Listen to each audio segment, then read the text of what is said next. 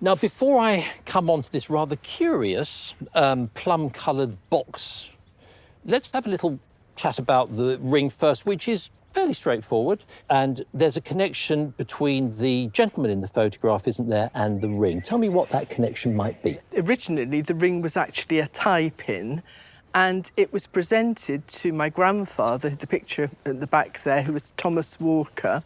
He was a footman at Buckingham Palace, and he was a footman to King George V. When the war was declared, he had to go out to France as a dispatch rider. And then King George V came out to visit the troops, and he came on horseback.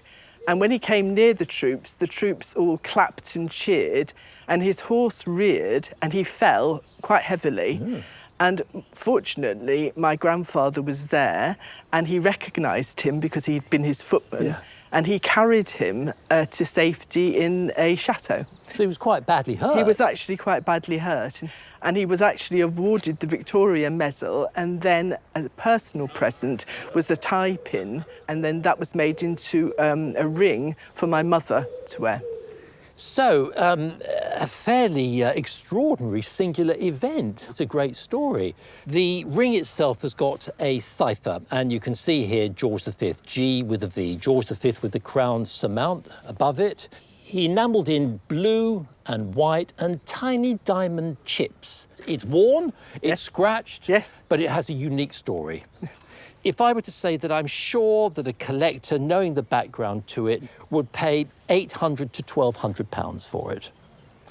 Now let's move on to this rather, I have to say, worn box with gold tooling round the edge, and in the centre, an interesting little cipher.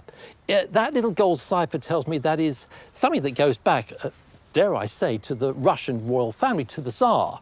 Tell me a bit about that and what the connection is between this and the lady on the left. Well, the lady on the left was called Jean Dewar. She worked at Buckingham Palace as well. And when Nicholas II, the Tsar of Russia, came over in 1908, she was the person who looked after his room and him.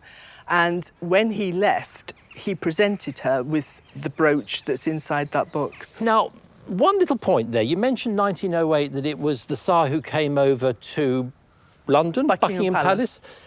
I couldn't find a record of that, but I wonder if it's possible. In 1908, the Tsar's mother came over and stayed at Buckingham Palace with her sister, who was, of course, the Queen to Edward VII. Right, the brooch itself. 2 blue stones, sapphires. The little leaves underneath, well, they're green gold. Now, that means they've put a bit of silver in to create the green colour. So that's a bit of subtlety. OK, well, let's have a little look at the brooch now. On the pin, did you see there a little tiny impression halfway along the pin?